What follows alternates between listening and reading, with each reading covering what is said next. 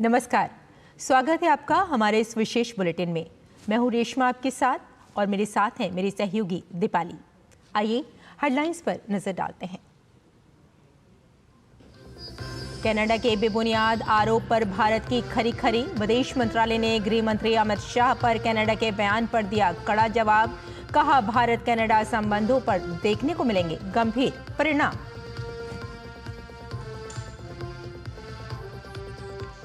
भाजपा के मिशन झारखंड को धार देने आज रांची पहुंचेंगे अमित शाह। भाजपा ने कहा, सरकार में आने पर 5 लाख रोजगार के अवसर करेंगे सृजित। 5 नवंबर से कांग्रेस के प्रचार में आएगी तेजी। कांग्रेस अध्यक्ष खड़गे की गारंटी पर नसीहत के बाद तेज हुए भाजपा के हमले। सुधांशु त्रिवेदी ने कहा, कांग्रेस जहां भी सत्ता में आती है वहां के लिए चुनौतियां लाती है। खजाना खाली करने के बाद भी जनता को नहीं मिलता कोई लाभ।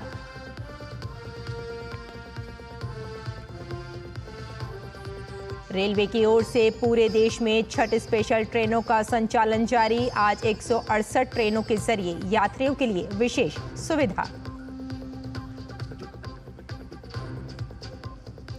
जम्मू कश्मीर के अनंतनाग में 2 आतंकी ढेर। सेना, जम्मू कश्मीर पुलिस और सीआरपीएफ का संयुक्त अभियान। छिपे हुए आतंकियों की तलाश जारी।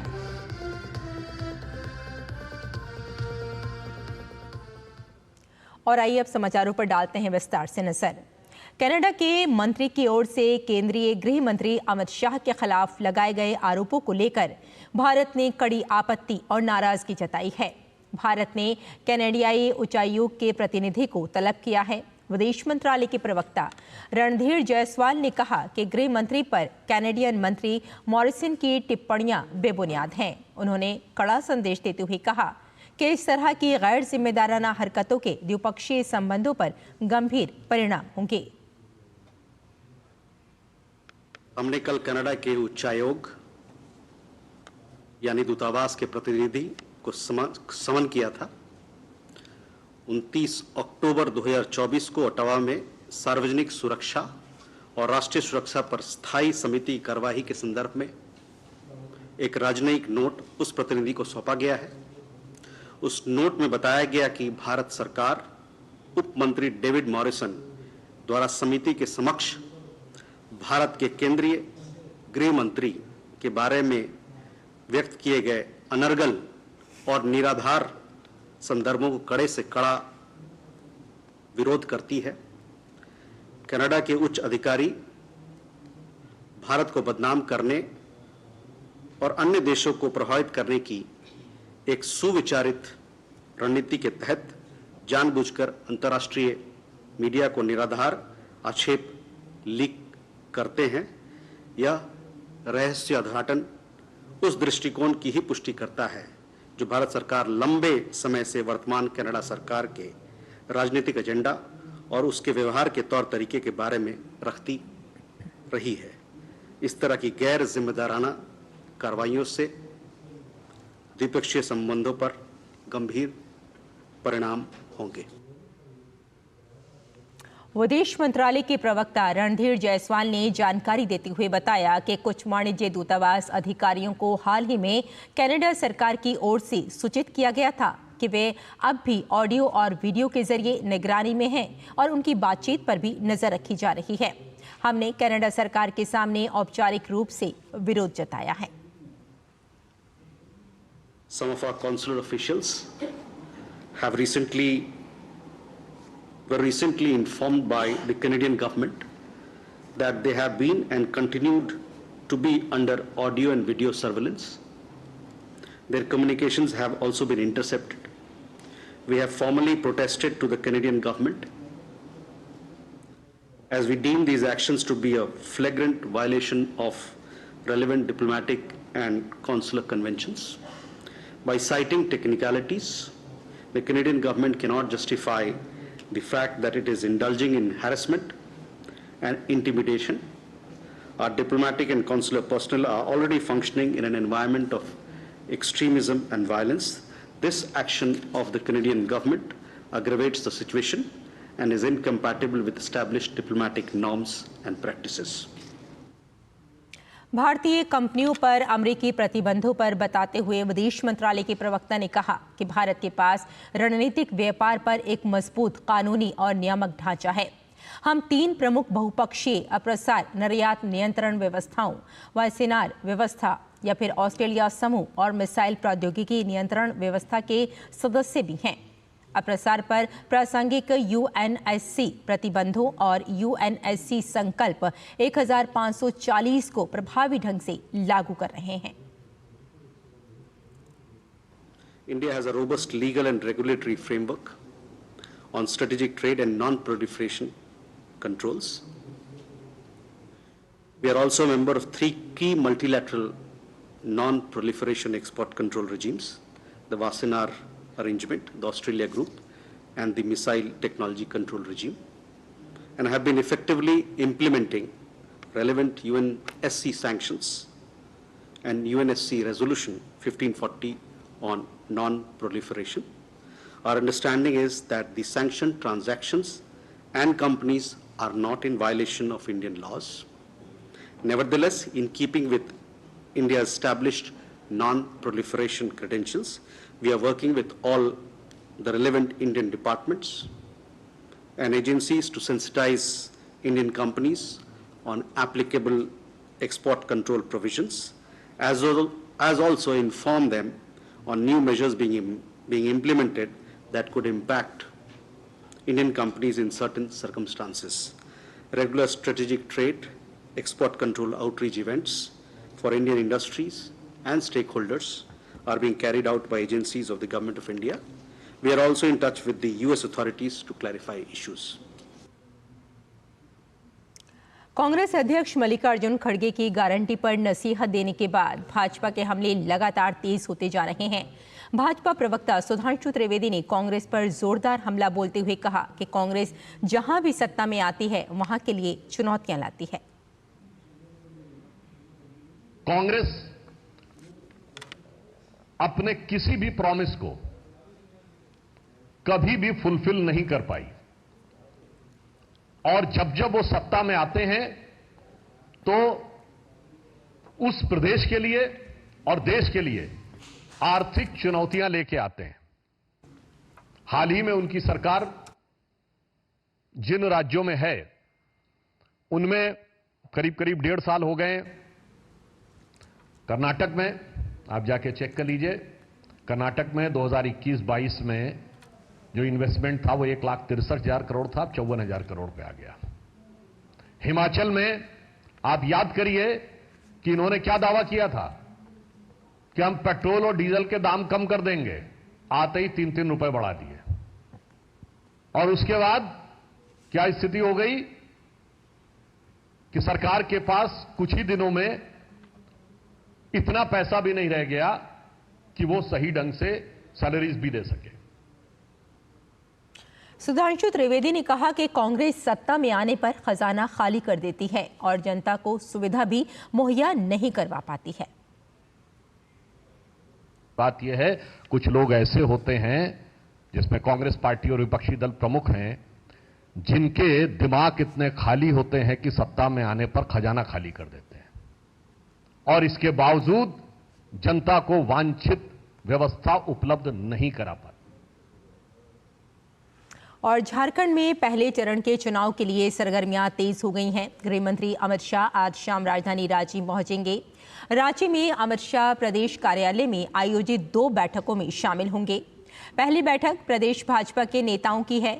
इसमें संगठन प्रभारी लक्ष्मीकांत वाजपेयी, चुनाव प्रभारी शिवराज सिंह चौहान और हेमंत बिस्वा शर्मा भी शामिल होंगे और अब तक की चुनावी प्रक्रिया पर विमर्श करेंगे। इसके बाद सभी विधानसभा प्रभारियों के साथ बैठक होगी। इस बैठक में चुनाव प्रचार अभियान पर चर्चा होगी। प्रदेश अध्यक्ष बाबूलाल मरांडी और तीनों प्रभारी भी इस अवसर पर उपस्थित रहेंगे। गृह मंत्री इन बैठकों के साथ ही विधानसभा चुनाव में जीत की रणनीति बनाने का काम करेंगे। रांची प्रवास के दौरान गृह मंत्री अमित शाह उन लोगों से भी मिल सकते हैं जिन्होंने भाजपा के अधिकृत प्रत्याशियों के खिलाफ नामांकन कराया था और बाद में वापस ले लिया। चुनाव से प्रभारी और असम के मुख्यमंत्री हेमंत बिस्वा शर्मा ने इन बागी नेताओं को नाम वापस करने के लिए मनाया था। इसके अलावा पार्टी के सांसदों की भी गृह मंत्री संग बैठक की संभावना है। इनमें उनके क्षेत्र में चुनाव तैयारियों पर विमर्श किया जाएगा। अमित शाह कल रांची से सिमरिया, बरकट्टा और घाटशिला जाएंगे। इन तीनों जगहों पर भाजपा प्रत्याशी के लिए अमित शाह वोट की अपील करते हुए जनसभाओं को संबोधित करेंगे। और दिवाली के त्योहार के अवसर पर बारामती का सियासी मैदान सभी के लिए आकर्षण का केंद्र बन गया है। यहाँ चाचा शरद पवार और भतीजे अजीत के बीच की खाई दिवाली के मौके पर साफ दिख रही है। दरअसल पहली बार पवार खानदान की दिवाली अलग अलग मंचों पर मन रही है। चाचा शरद पवार गोविंद बाग में तो भतीजे अजीत काटेवाड़ी में अपने मतदाता और समर्थकों के साथ दिवाली मना रहे हैं। दरअसल बारामती की जनता के लिए पवार परिवार की दिवाली वर्षों से आकर्षण रहा है। जब इस मौके पर पवार फैमिली तमाम मतभेदों को भुलाकर एक मंच पर आते थे और समारोह में आए लोगों से स्नेहपूर्वक मिलते थे। लेकिन ये वर्ष पुरानी परंपरा ध्वस्त हो रही है। साल 2023 के अप्रैल महीने में बड़े पवार से अलग होकर अजीत पवार ने अलग पार्टी बनाई थी। जब भी जनता के दिल में ये उत्सुकता थी इस बार की दीपावली में पवार परिवार एक मंच पर आते हैं या नहीं। हालांकि उस समय दीपावली के मौके पर अजीत पवार सपरिवार उत्सव में शामिल हुए। पार्टी में विभाजन के बाद भी पवार परिवार अविभाजित रहा और पवार परिवार के बीच विभाजन की लकीरें तब लंबी हुई जब साल 2024 के लोकसभा चुनाव के बड़े पवार ने अपनी बेटी सुप्रिया सुले को बारामती लोकसभा सीट से चुनावी दंगल में उतारा। तब अजीत पवार भी पीछे नहीं रहे और अपनी पत्नी सुनेत्रा को सुप्रिया सुले के खिलाफ चुनावी समर में उतार दिया। चुनाव में शरद पवार की बेटी सुप्रिया सुले ने तो बाजी मार ली, लेकिन पारिवारिक कटुता चरम पर पहुंच गई। बिगुल विधानसभा चुनाव का बजा तो बारामती विधानसभा सीट से 7 बार के विधायक अजीत पवार 8वीं बार चुनावी मैदान में आए तो बड़े पवार ने सियासी बिसात बिछाकर अजीत पवार के भतीजे योगेंद्र पवार को चुनावी मैदान में उतारकर बड़े पवार ने वहीं दर्द दिया है जो सुनेत्रा की उम्मीदवारी पर शरद पवार को मिला था। चाचा भतीजे की लड़ाई अब सियासी मैदान में शुरू हो गई है। पूरे गन्ना उत्पादक क्षेत्र में एनसीपी बनाम एनसीपी की लड़ाई में 38 सीटों पर मुख्य मुकाबला है। इस मुकाबले में तय होगा कि शुगर बेल्ट का असली बादशाह कौन है। अजीत पवार ने अपने सभी विधायकों को टिकट देकर चला है तो बड़े पवार ने नए चेहरों को दंगल में उतारकर नई चाल चल दी है। चाचा भतीजे की शहमात के बीच दिवाली है। दोनों दिग्गजों ने सोशल मीडिया पर अपने समर्थकों मतदाताओं को अपने अपने मंच पर जुटने का संदेश भेज दिया है। पहले महिलाओं पर अभद्र बयान फिर माफी। जी हां, कांग्रेस और उनके सहयोगियों की अब ये आदत बन गई है। महिलाओं को लेकर अभद्र टिप्पणी पर मचे बवाल के बाद महाराष्ट्र में शिवसेना यूबीटी नेता अरविंद सावंत ने अपने बयान पर माफी मांगते नजर आए। जो वक्तव्य हुआ वो वक्तव्य को उसका अलग अर्थ लगाकर जानबूझकर मुझे टारगेट किया जा रहा है, वो मुझे खेद लगता है, दुख लगता है। लेकिन फिर भी मेरे वक्तव्य से किसी को मन को ठेस पहुंची होगी तो मैं दिलगिरी व्यक्त करता हूं, मैं उनका सम्मान करता हूं। और मैंने कभी पिछले मेरे 55 साल में अवमान नहीं किया, आज भी नहीं करूँगा, कल भी नहीं करूँगा। और दूसरी बात, लेकिन जब मैं कर रहा हूँ, मेरे ऊपर गुनाह भी दाखिल हुआ तो मैं अपेक्षा करता हूँ कि देश में महिलाओं के सम्मान में पार्टी वाइज नहीं देखा जा सकता।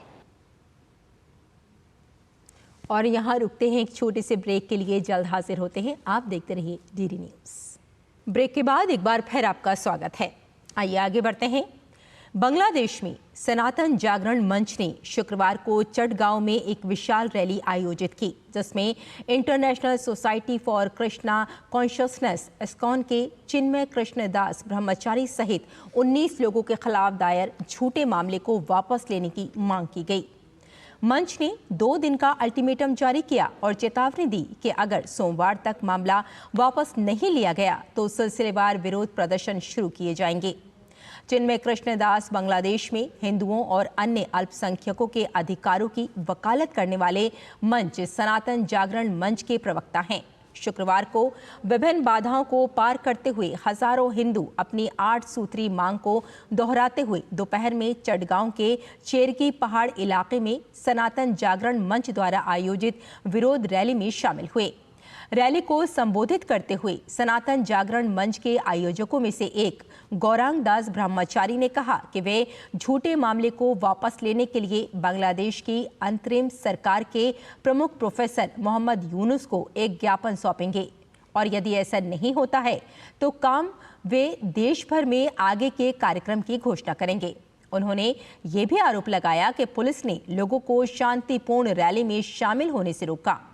इस संबंध में चटगांव मेट्रोपॉलिटन पुलिस ने डिप्टी कमिश्नर दक्षिण लियाकत अली खान ने कहा कि रैली न करने का प्रशासनिक निर्देश था, लेकिन लोगों ने इनकी अवहेलना की। गौरांग दास ब्रह्मचारी ने कहा कि उन्हें जेल भेजने की धमकी दी जा रही है, लेकिन उन्हें अपनी 8 सूत्री मांगे माननी होंगी। इससे पहले बुधवार रात चटगांव के निवासी और बीएनपी कार्यकर्ता फिरोज खान ने पिछले सप्ताह स्वतंत्र स्मारक के ऊपर बांग्लादेश के राष्ट्रीय ध्वज के ऊपर भगवा झंडा फहराने के आरोप में चिन्मय कृष्णदास ब्रह्मचारी और 18 अन्य के खिलाफ देशद्रोह का मामला दर्ज कराया था। मीडिया रिपोर्ट्स के मुताबिक बांग्लादेश में अल्पसंख्यक अधिकारों और सुरक्षा की मांग को लेकर सनातन जागरण मंच ने 25 अक्टूबर को चटगांव के ऐतिहासिक लाल दिघी मैदान में एक विशाल रैली का आयोजन किया था। रैली के दौरान कुछ अज्ञात लोगों ने कथित तौर पर स्वतंत्र स्मारक के ऊपर गेरुआ झंडा लटका दिया था।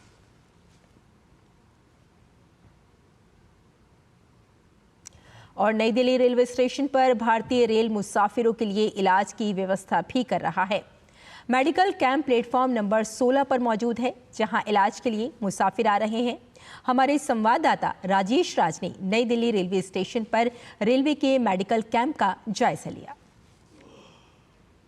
ये 16 नंबर प्लेटफॉर्म है नई दिल्ली रेलवे स्टेशन का, जहां पर रेलवे के द्वारा देखिए ये तमाम चिकित्सक यहाँ तैनात हैं, दवाइयाँ हैं, ब्लड प्रेशर की मशीनें हैं, थर्मामीटर हैं, तमाम तरह की जो दवाएं हैं जो फर्स्ट एड के लिए उपलब्ध होती हैं वो रखी गई हैं। और देखिए एक युवा हैं, वो भी यहाँ पर इलाज कराने के लिए पहुँचे हैं।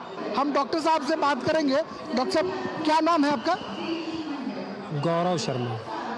गौरव जी, आप कई दिनों से यहाँ पर आप कैंप लगा रहे हैं, किस तरीके का मुसाफिरों के लिए किस तरीके की ये सुविधा है, मेडिकल सुविधा आप प्रदान कर रहे हैं, कितना राहत जो है इससे मरीजों को मिल रहा है? हमारे पास डेली कम से कम 50 पेशेंट का हम उनको अटेंड कर रहे हैं। कोई पेशेंट ऐसा क्रिटिकल पेशेंट है उसको हम रेफ़र नियर बाई जो भी हॉस्पिटल हैं उनको वहाँ रेफ़र भी कर रहे हैं। युवा मुसाफिर हैं जिनके हाथ जो हैं कि क्या हुआ आपको? कुछ कीड़ा ने काट दिया था। ट्रेन से आप सफर कर रही हैं? हम लोग राजधानी। डिब्रूगढ़ राजधानी। आप ट्रेन में सफर कर रही हो, अगर आपको ये दिक्कत थी तो आपको बाहर जाना पड़ता, लेकिन प्लेटफॉर्म पर आपको इलाज मिल गया। रेलवे की इस सुविधा को कैसे देखती हैं? अच्छा लगा हमको, टाइम मैनेजमेंट हुआ, बाहर जाना नहीं पड़ा और यहीं पे मिल गया, इसलिए अच्छा लगा।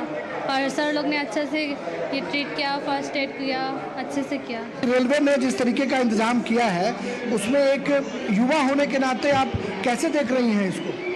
ये अच्छी बात है, बाहर जाके हम लोग को बाहर जाके फार्मेसी वगैरह ढूंढने की जरूरत नहीं पड़ी और हमें स्टेशन पे ही मिल गई, अच्छी बात है और ऐसा हर जगह होना चाहिए। देखिए, ये मेडिकल सुविधा के बारे में कहा जाता है कि ये अकस्मात सेवा है और किसी को भी ज़रूरत पड़ सकती है, और जिस तरीके से यहाँ पर रेलवे के द्वारा मेडिकल सुविधा उपलब्ध कराई गई है, ऐसे वक्त में जब लाखों लोग अपने गंतव्य तक पहुँचने के लिए जद्दोजहद करने में जुटे हुए हैं, ऐसे में यह मेडिकल सुविधा नई दिल्ली रेलवे स्टेशन के प्लेटफॉर्म नंबर 16 पर ये उपलब्ध है। जो कोई मुसाफिर यहाँ पर आए जिनको आवश्यकता हो, वो ट्रेन से आकर के उतर के या प्लेटफॉर्म पर चढ़ते वक्त वो आकर यहाँ मेडिकल सुविधा प्राप्त कर सकते हैं और अपनी जो उनकी दिक्कतें हैं उसको सहूलियत में तब्दील कर सकते हैं।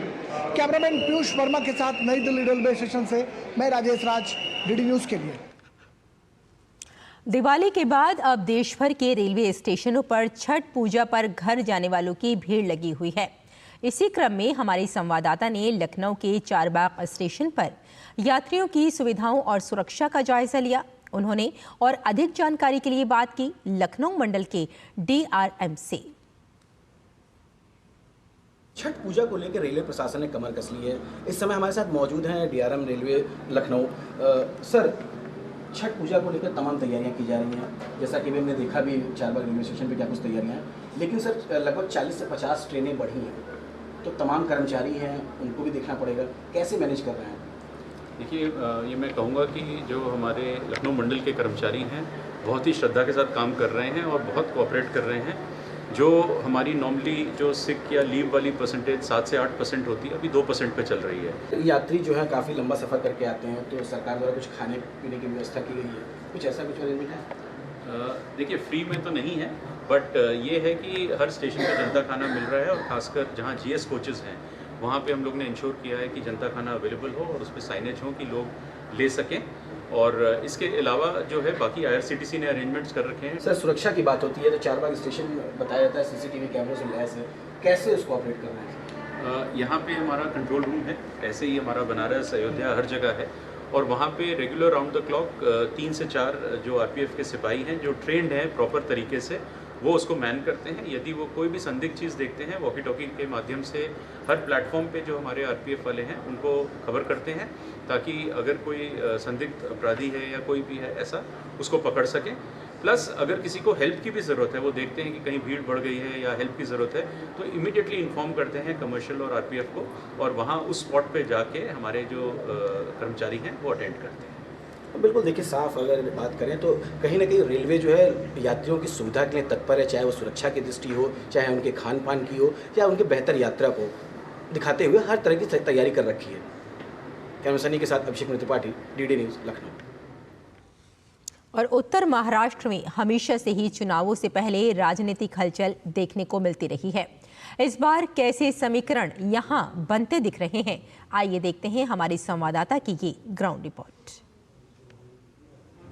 महाराष्ट्र विधानसभा चुनाव में सभी पार्टियां उत्तर महाराष्ट्र पर कड़ी नजर रख रही हैं। माना जा रहा है कि कृषि मुद्दों के अलावा मराठा आरक्षण इस क्षेत्र में एजेंडे पर हावी रहेगा। 47 विधानसभा क्षेत्र और 5 जिलों में फैला हुआ उत्तरी महाराष्ट्र इस बार सबके आकर्षण का केंद्र बना हुआ है। इसकी सबसे बड़ी वजह यह है कि महाराष्ट्र के कई बड़े नेता जैसे कि छगन भुजबल, एकनाथ खड़से, गिरीश महाजन जैसे नेता यहां से आते हैं। लेकिन जिस तरीके से वोटों का फ्रेगमेंटेशन यहां पर बड़े पैमाने पर हुआ है और जिस तरीके की एंटी इनकम्बेंसी यहां पर देखी जा रही है, सारे के सारे नेता जो कि इस बार चुनाव लड़ रहे हैं काफी आशंकित दिख रहे हैं। विशेषज्ञों का मानना है कि भाजपा के नेतृत्व वाली महायुति के खिलाफ वोटों को एकजुट करने की मनोज जरांगे पाटिल की कोशिश मराठा समुदाय में उनकी राजनीतिक आकांक्षाओं को लेकर संदेह पैदा कर रही है। पाटिल ने मराठा, दलित और मुसलमानों के गठबंधन की घोषणा की है और हाल ही में कुछ विवादास्पद मुस्लिम नेताओं से मुलाकात भी की है। एक फैक्टर का प्रभाव नहीं दिखेगा, सब जो प्रभाव है, जैसे धुलिये में है अनिल गोटे नाम के एक बड़े पुराने खिलाड़ी है, हर पार्टी में जाकर आए हैं, और बहुत सारे ऐसे लोग हैं हर पार्टी में परिक्रमा पूरी करके फिर से वही पार्टी में आ गए, ऐसे भी लोग हैं। तो अभी इतना विश्वास लोगों में उन गद्दार लोगों के साथ नहीं रहा है, ऐसा दिख रहा है। चूंकि इस क्षेत्र के कई प्रमुख निर्वाचन क्षेत्रों में सत्ता विरोधी लहर मंडरा रही है, इसलिए प्रमुख नेता जमीनी स्तर पर गर्मी को देखते हुए सोच समझकर निर्णय ले रहे हैं। लोकसभा चुनाव परिणाम में मिले झटके को लेकर जहां भारतीय जनता पार्टी के नेतृत्व वाली महायुति एक एक कदम विधानसभा चुनाव में फूक कर रख रही है, वहीं दूसरी तरफ महाविकास अघाड़ी के नेता भी इस प्रयास में लगे हुए हैं कि भारतीय जनता पार्टी की तैयारियों पर वो पानी फेर सकें। यह देखना दिलचस्प होगा जो उत्तरी महाराष्ट्र है, यहाँ के लोग किस विषय पर अपना मतदान करते हैं। अपने सहयोगी कपिल मस्के के साथ मुकेश कुमार शीतल, दूरदर्शन समाचार, महाराष्ट्र। तो हमारे इस विशेष बुलेटिन में फिलहाल इतना ही। मुझे और मेरी सहयोगी दीपाली को यहीं अनुमति दें। नमस्कार।